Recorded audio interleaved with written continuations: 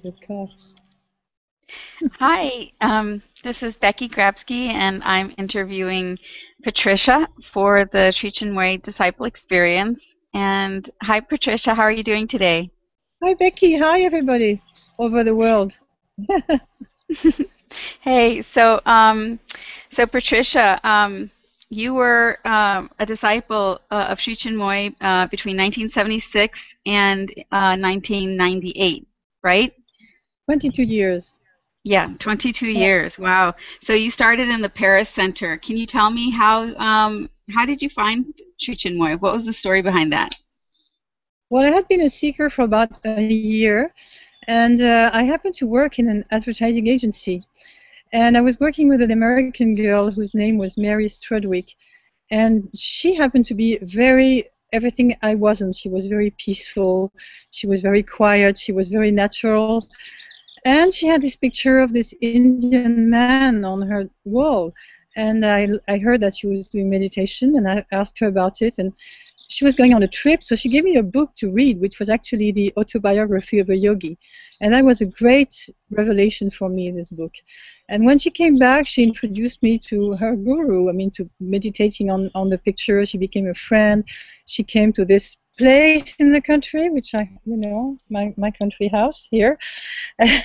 She came here and we started meditating together. And it wasn't very easy for me to meditate on that picture. It didn't really work. And at that time I had been friends for 7 years with this musician whom everybody knows. His name was Haridas. And I told him, don't you want to come and meditate with me? Because she had a small group in Paris, 2 or 3 people. And he said, well, no, I think music is enough for me. And then one day he said, I'm going to go. And so finally we got started, the two of us together. I don't think I would maybe have dared becoming a disciple if he hadn't. And so Yeah. we applied and we became disciples in June 76.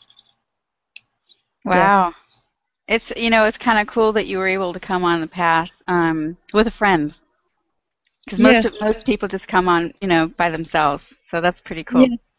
Oh Yeah. yeah, I want to tell this funny little anecdote that when we started meditating, it was difficult for me to meditate on the transcendental, and he was very inspired, and he had tears running down his cheeks. And I thought, well, maybe to meditate well, I should cry, should be able to cry. And so I started imagining my grandmother was dead. And so I loved my grandmother very much, so I started crying. And that's how I learned to meditate this way. Oh my goodness. Yeah. So what do you do now for meditation? Oh, now I don't really meditate. Sometimes I go to some kind of workshops or retreats when there are, like long sitting sessions and meditations, and when it's too long, I can't stand it. I can still meditate, but now it's more like sit, be quiet, and listen to what comes, listen to what is, and I do a practice of Qi Gong. I've done this for several years, and for me, like I did it this morning, for instance, it's a meditation in movement. It's a way of feeling myself between the earth and the sky, or the heaven, whatever you call it, and in the middle, and be there, and welcoming the beauty of the world inside me. And so that's beautiful. But I don't have a routine or a discipline or a particular path that I follow. It's really difficult, impossible. That's I don't want beautiful. that. That's beautiful. I love that. And sometimes I think we don't need. We just follow what we need at the moment. And I think Yeah. It sounds like that's what you're doing. Mm. After I left the path, I started following Amma, the hugging saint, Amritananda Moyi. And she gave me a lot of comfort and solace. Yeah, because I had lost my guru, I lost my mother just after that, and my grandmother died, right after this also. And Amma, she gives loves to everybody, so it comforted me a lot. And also I found myself in a big spiritual group that looked a little bit like the Sri Chinmoy Centre. And it was great not to be anybody there. Suddenly I was nobody. It was fantastic. And I realized also that I was able to go on with my spiritual life and still able to meditate. But then I grew tired of, after a couple or 3 years going to see her, I suddenly I couldn't stand the big Indian devotee style crowd. And there's too many people, and it was too devotional. Like I just couldn't go on. So I stopped, and then I waited till something else comes from inside myself. Yeah. Very nice. And so that's when you discovered Qi Gong. Yeah, I like Qi Gong because you are just standing there on the ground with your feet on the ground and your head in the sky, and you don't expect anything. It's not like you aspire to get somewhere, to obtain something, to make spiritual progress, or ooh, there's a bumblebee here. and you just stand there and you're grounded, you know, and there's nothing to do. And then you discover the space within the body and around the body, and you're just there and you experiment by yourself. You're not trying to get anywhere. So that's being very sincere, I think. Yeah, I think so too. That's beautiful. The truth, you know. Yeah, yeah. Cool. So, so I want to ask you a little bit about your time in the center. You actually singing is a big deal for you. It's a big part of your creative expression. And while you were on the path, you were part of the Song Waves choir. Yes. Can you tell me a little bit about that? Yeah, the Song Waves choir was created in August '77. And I started right from the beginning, and it was a choir that was directed by our friend Haridas, and he was allowed by Guru to compose polyphonic arrangements on the songs. And he formed that choir. It was basically first a European choir, so we gave concerts, and we had tours in England, in Germany, in Switzerland, in France. And it was also an all-French choir because we gave our concerts in France. And when we came to the States, or we went on a Christmas trip or something like that, we included the good American singers as well. So we performed a lot, and he composed hundreds and hundreds of arrangements on Guru's songs. And some were quite simple, and so some were much more complicated and intricate, such as the whole cantata he wrote it when we went to Japan on Hiroshima and Nagasaki. Songs. I was going to ask you to mention that, because that's quite a beautiful story. Not just the song itself, but your experience with it when you went back to Japan for a second time. Right. He composed that very complicated arrangement. It lasts for about half an hour. When we were in Okinawa, I think that was the first Japan trip in '82, something like that. And then when we went back 3 years later, in the meantime, we had performed it at the UN.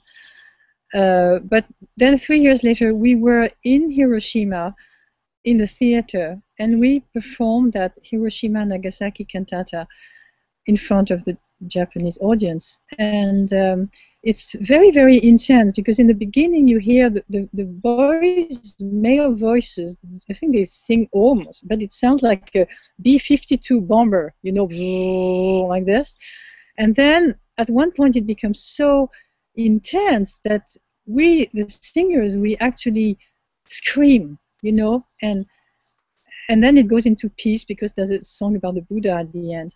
And when we perform that piece, I could really feel, I'm not a very psychic person, but I really could feel in the atmosphere of the theater, you could feel the souls, the dead, of the departed, of the people who died at that time. The air was full of souls who were like listening to us, you know, and being fed by our music. And it was absolutely an intense feeling. It was a very good memory I have of that. So we had a lot of, we traveled all over the world, and it was fine. That experience in Japan, it feels like it must have been very healing, at least for the souls that might have been drawn into it.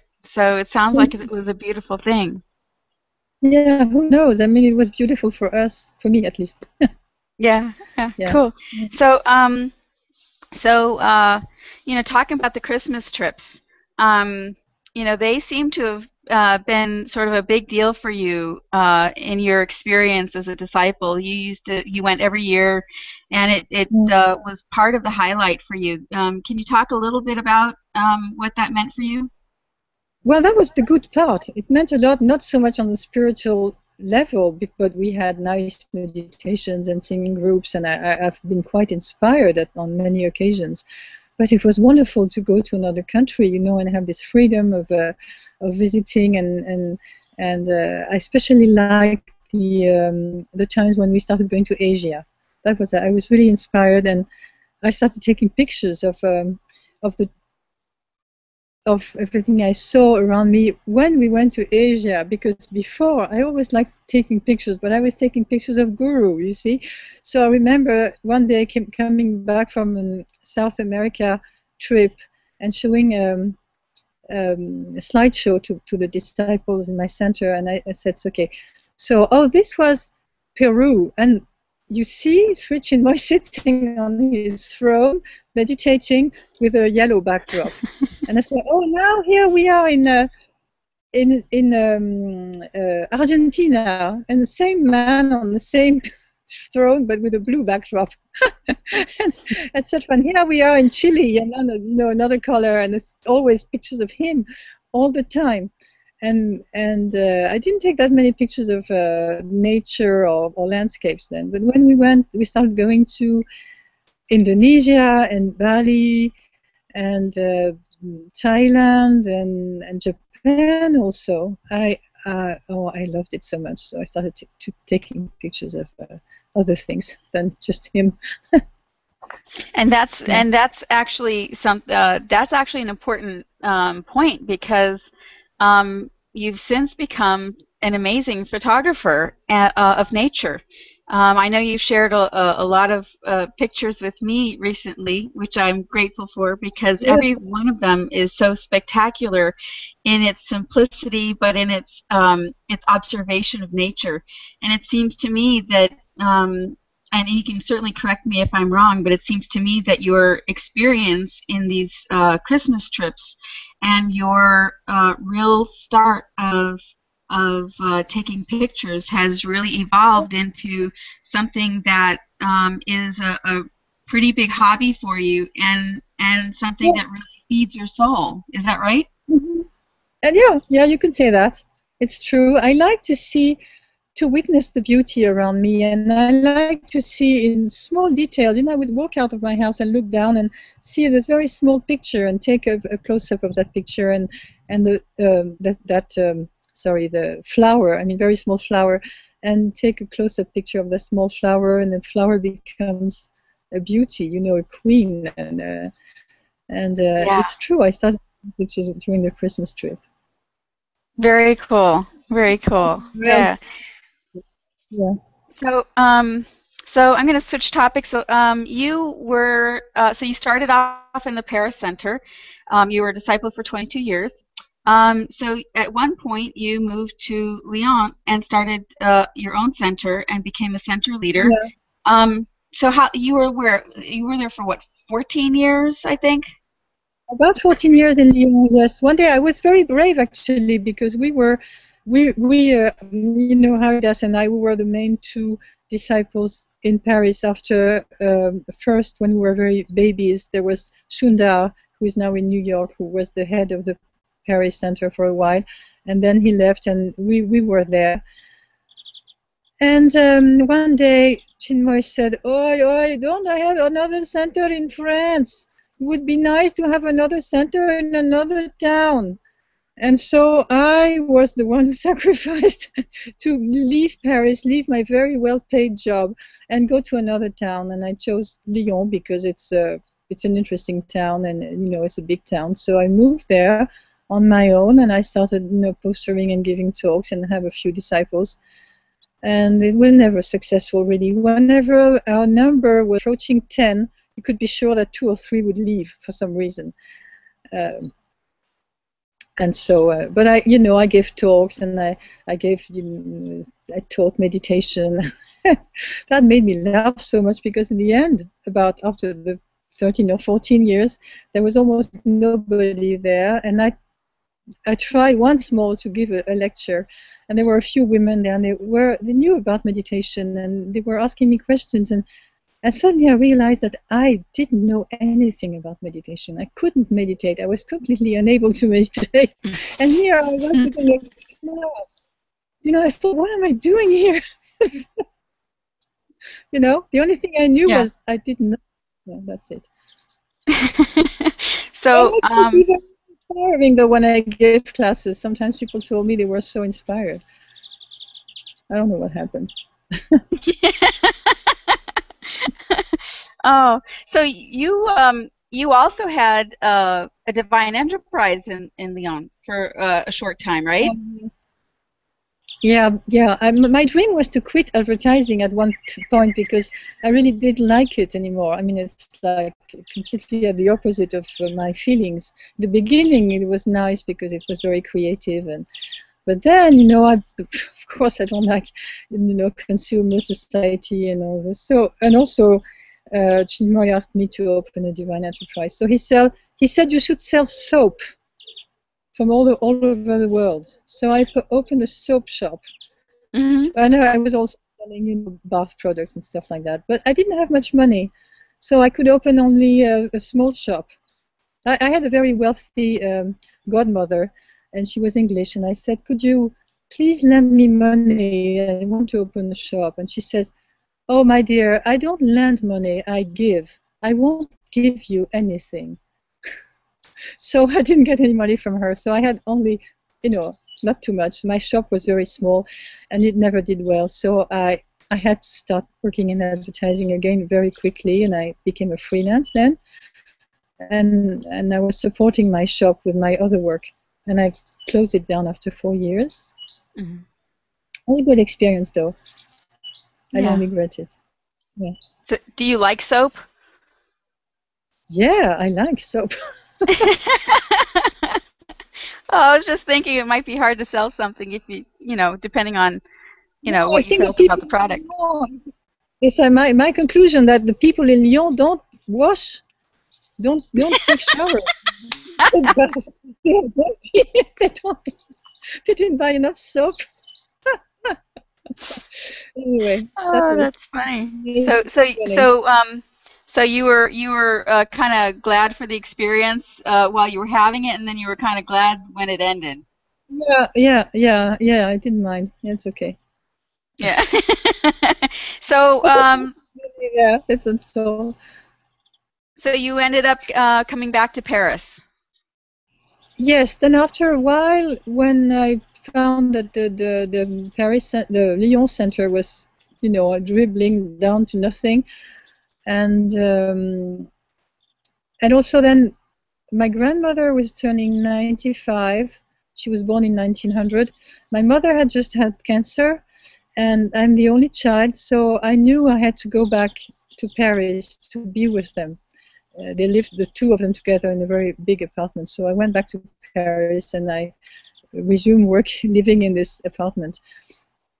And it happened that their situation got worse and worse, and after it was 95, after 3 years, they both died in 98. So I had to be there, and the last 2 years were very intense, because I really had, they both were disabled in a wheelchair, and I had to take care of them, plus I was working, and it was very intense. And at that time, of course, it was difficult for me to be very active in the center. I would go to New York celebrations, but only for 2 days or 3 days. I had to go back, and I was less, I would go to the center meditations, but I didn't take part in many activities. And somebody there, whom I won't name, told me, oh, this is detrimental to your spiritual life to take care of your mother and grandmother like this. You should put them in an institution.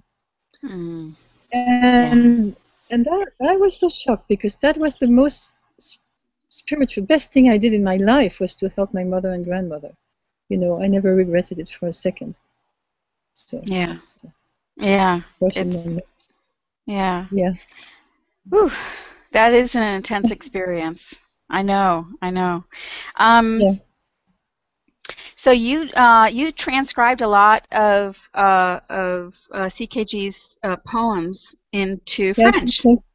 yeah, I did because I was good at English, and the French people didn't speak English too well. So the French disciples, I mean, so I translated some books, and Harry does translated books also. And every month there was the Joy Day, and I would produce a little booklet for the disciples with selected poems or excerpts of books that I liked, and I translated them, sometimes in bilingual version, you know, the French and English. And strangely, Chinmoy was very grateful for that. He told me one day that he felt maybe I would leave him. That was a few years before, 4 or 5 years before, but he said he would ever be grateful for my work and everything I did for him with the books. So when I did leave, I called the girl who was in charge then of now still of the French centers, and I said, do you want me to give you all my material, my translations, and you know, all the paperwork, and she said, no, you know, like now all my work had become poison.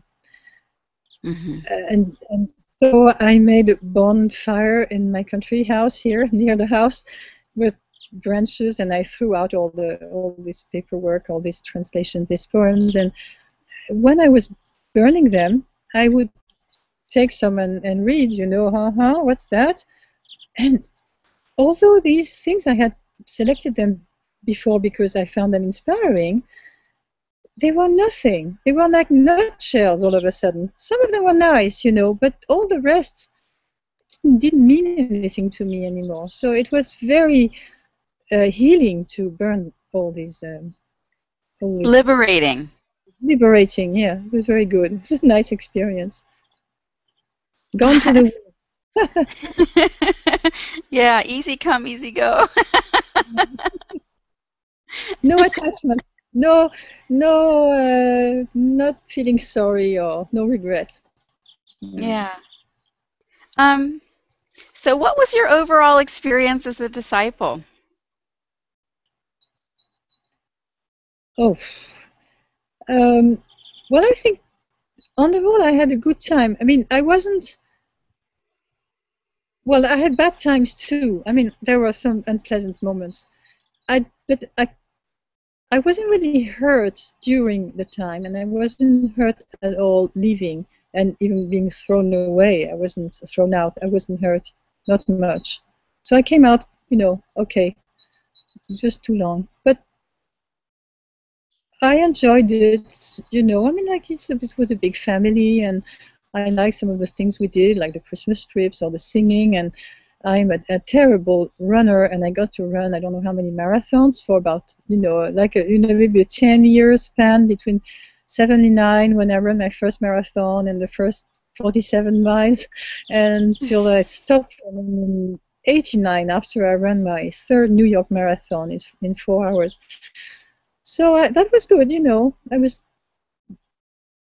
was, you know, I liked what we did, but it was just too long because time flies, you know, and life goes on. Yeah, yeah. Cool. So, how did you leave the center? Aha. Okay. So that was May 98. In May 98, Chinmoy went to Rome on the weekend, and everybody, all the European disciples, gathered to see him.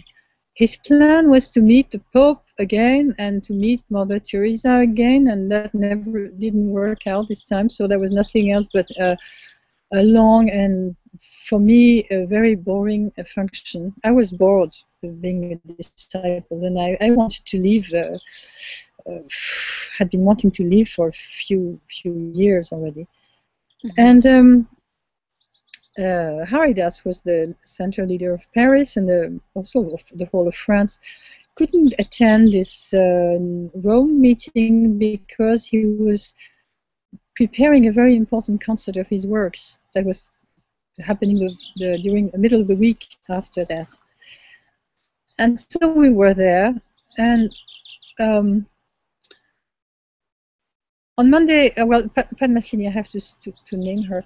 She said she's in Montpellier, and she's like a close disciple, you know, inner circle and all that. So she gave a message to the Paris people who were there from Guru, saying, Guru wants to see you on Monday morning at his hotel before everybody leaves. So we went. We had no idea what would happen. And we sat there in the lobby, and he started scolding us. He said, "Oh, I am displeased with the Paris disciples. You should have more aspiration. You should have more determination. You should have more purity. You should have more disciples, etc., etc." And I looked around, and I noticed that, of course, people there didn't speak English that well, and we didn't have a tape recorder. So I started taking notes. And he said, "Will you read out your notes at the next meditation?" I said, "Yes." So he finished the speech, the sermon, the scolding, and then he asked for questions. So some people asked questions, and one boy said, "Oh, what should I do if I'm not inspired by my center leader anymore?"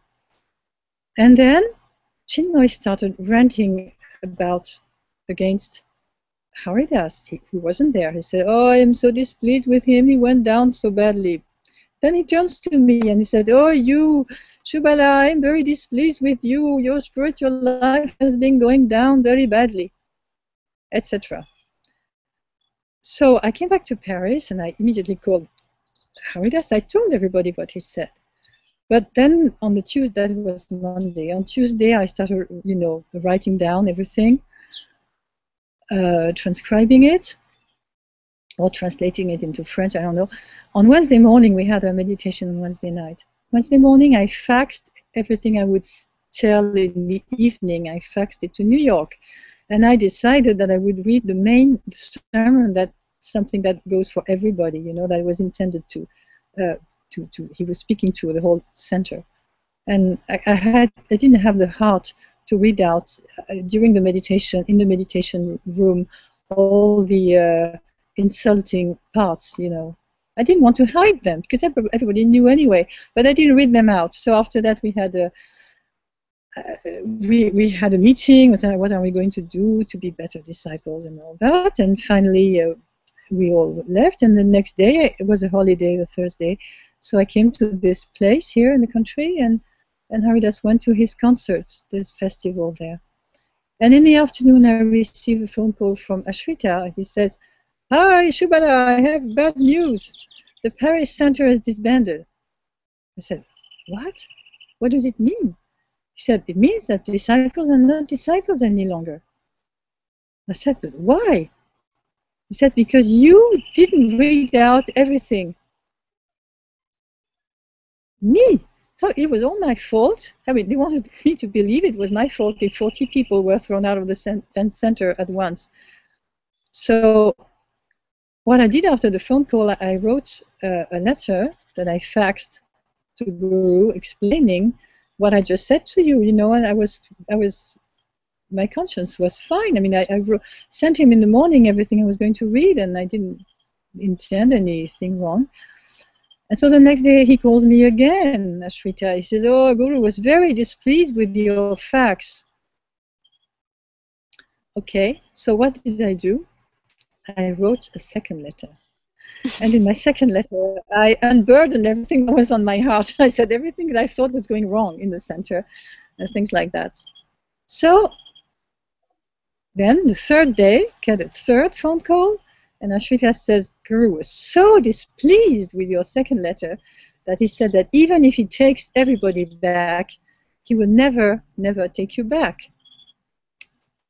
So that's it. And still I was inspired because I thought never, never, it resonates like ever, ever. And I thought, oh, isn't it, well, it was a shock, but isn't it wonderful? He's giving me my freedom back, you know, and I believed that he would be with me all the time, you know, walking with me along my path and helping me. And I realized I was still, you know, inspired for some time after that. But it was a shock. But on the other hand, unlike some people who leave the center or are thrown out and they found themselves very lonely, and it's very difficult for them to deal with not having the center anymore and not being able to speak to their friends, we were all out. You know, a few people were allowed to come in again to join the center again if they asked, maybe 15 of them, something like that. But basically a lot were out of the center, so we could still communicate and see each other. And especially my lifelong friend was there. I could speak with him, and you know. So it was liberating. Yeah. It was a shock, but liberating. Yeah. Very good. Wow. So what are you doing now? What are your, you're taking pictures, I know, and you're doing the Qi Gong. What else are you doing? I sing in 2 choirs. There's a small choir not far from this country place, and there's a large choir near Paris in the suburb where I live, and that's like a big serious thing. It's like 90 people, and we're just going to take part in a concert of 3 concerts of St. John's Passion by Bach next week. We sing the chorals, not the whole thing, but still. So I like that, and in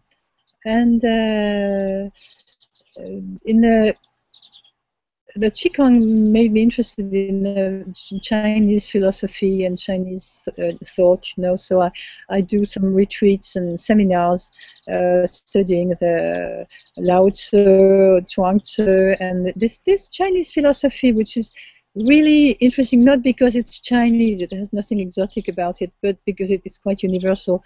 But it's deep and subtle, you know, and basically you don't understand anything, and that's what I like. And it comes back to the idea of, leads you back to the idea of a little bit like, I like the teachings of Eckhart Tolle, you know, Eckhart Tolle, yeah. who says, be here now. It's very simple. You have to be here now, and you know, it leads back to this, basically. To the present moment. To the present moment, I try. Otherwise, what do I do? I don't know. You enjoy life. You enjoy your garden. You enjoy nature. Yeah, I try. I have many friends. I have good friends who are, well, the ex-disciples, you know, we were a little group, and that's sort of washed away a little bit, but I still have very good friends like Chapat, Pierre, and Mandira also, for those who know her. Yeah. Very nice. Yeah. Well, you know, I think you might have something that you'd like to share. You know, what would you like to say to people who are thinking about leaving the center, or perhaps they've already left and they still have some things going on, some healing to do? What do you have to say to those things about that? First, I think that looking back on our experience, I think basically it's a mistake to believe that you can give yourself up to a person and believe that person is divine, you know, and that person will take you to the goal, and will take you to God, and that person represents God. That's wrong. That doesn't work. You know, that was our mistake, because Chinmoy was very inspiring in the beginning. He had a lot of charisma, but you know, when you see what happened in the end, I mean, it's terrible. The truth has to be found within yourself, and you can, of course, seek advice or follow teachings of some advanced persons, you know, some like advanced soul who can help you and inspire you and show you a way. But really, this idea of saying, oh, you don't have to do anything, sit on the boat and, you know, I'll do it for you, or you don't have to meditate, just look at my picture and my picture will meditate for you. I think although some people really had, you know, we all maybe sometimes I did too. We had some experiences, nice experiences, but I think basically to give yourself up to somebody to do the job for you or to carry you is to accept to be, what's the word, infantilized. Is that the word? Infantilized, or disempowered. We are not 7-year-old children anymore. We have the child within us. We have the soul. We have the pure being inside. But we're not kids. We're not in a kindergarten. So anyway, then I wrote down something for people leaving the center or freshly ex-disciples. Where is it? I would say.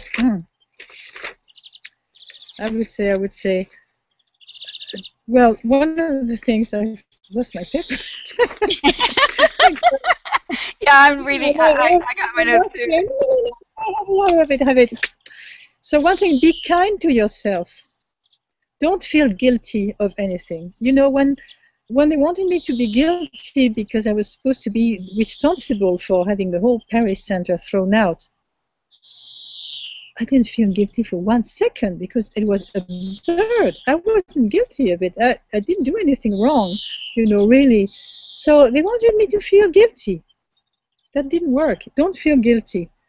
Don't feel guilty, and be patient, because you may have stayed a long time or a short time. You may have been very much hurt or not so much. Whatever. The situation is different for everybody. And you are entering anyway a time of healing. You have to adapt to a new life, and it's not going to be so easy, but also look around and see the good in other people, and see how many people who would have thought were ordinary are actually very good people. Of course, not everybody is good, but there are a lot of good people around, and maybe you'll find some people who are even more loving than disciples who were around you, because disciples sometimes can be very neurotic, right? and selfish. So there are a lot of good people around, and feel how good it is to be, quote, ordinary again. That means you are not special, you are not in the bubble anymore, you are not in the little rainbow anymore, you are in life, and life can be hard, life can be terrible. I mean, you look at the world, it's what's going on in the world is awful, but life is beautiful too, and it's life. And I like what you said before to me once, that being ordinary is something that's actually really really beautiful, and that that sort of special, that special feeling, it can be sort of a weight that you carry, yeah. The sort of a responsibility that you carry that can really affect the way you operate in the world. And when you can lift off or lift up and not have to worry about being special, and sort of yes. getting back to yourself, it's just such it's so liberating. Yeah, that's true. And also reminds me suddenly of our birthdays. My birthday was December 21st. It was always on the Christmas trip. So I was with Guru then. And on my birthday was a terrible day, because that day you have to be really special. You have to be in a good consciousness. You have to be soulful. You have to be ready to receive the blessing. And I felt terrible. I had so much stress, spiritual stress we had. I had I felt that on many occasions in the center, this kind of stress, you just can't be just yourself and accept yourself as you are. You had to be special. You had to be something you weren't, and then because of that, I used to feel a lot of frustration when I was a disciple, when I was meditating, especially when I was not inspired anymore in the latest years, and was looking at the transcendental, and I was always like feeling sorry, like, oh, excuse me, I can't do it, I can't reach it, I can't, that you always try to be something you are not, so it's very bad. And also be confident that you have not left anything back in the center. Your wealth, your inner bank, you carry it with you, so your wealth is still there. And actually, after I left the center, a few months later, I went to visit a friend in the south of France, and she introduced me to an older man, Spanish man, who was a psychic, and he was going in trance, and when he saw me, he was in a trance, and he was interviewing Saint Rita for some reason, and so he came out of that with a message for me from Saint Rita, and the message was, why do you have to run around looking for something which is inside you? You have it. You have it already. Don't look around. Don't ask for somebody to bring it to you. You already have it. So I think that there's a beautiful quote I found recently, and I think that could apply to all of us, is forget the flower and keep the perfume. Oh, that's lovely. The perfume. The perfume is there. It's like we say, the deer is looking everywhere for but she has the musk inside herself. So that goes, be confident and take your time, be kind to yourself, and don't feel sorry. What's the time that was gone, that is gone, or the time that has been wasted, or the time that just has went, it would have gone anyway. So we are now with our life, and it's time to enjoy it. Yeah. Don't get drunk too often, though. Yeah. I have a for myself, I don't really feel like any time is wasted, even when we're doing things that later on we think, oh, I wish I hadn't spent so much time doing that or whatever. The fact is that my philosophy or whatever is that we're here as human beings, and as human beings we're here to experience all of the different emotions, all of the different senses, all of the ups and the downs and the ins and the outs and the roundabouts that life has to offer. And for sure, every single one of us experienced life fully as a disciple, and so in that way, there was absolutely no time wasted. We felt everything, and we felt it extremely. Yes. So we lived fully. Yeah, the only difference, Becky, is that you were a disciple for 2 years, and some people have been for 30 years or more. So those may look back and think, oh, the best years of my life, maybe, blah, blah, blah. But anyway, it's not necessary to mourn about that, because time would have gone anyway. We might have had bad experiences otherwise also, or better, or worse, or whatever. Yeah. So anyway, we are here now, and we are connecting together, and that's absolutely wonderful. So my last advice also to the newly ex-disciples would be to connect with other ex-disciples, and we have this wonderful Facebook group now, and everybody talks and joins and meets, and it's really nice, because although for some people they left very recently, and some people they meet again and they haven't spoken to these people for 30 years or more, and still it brings back some of our youth and good memories too. We all had good memories from the center, and because family. we were a family, and it was because we were young also. It's also part of that.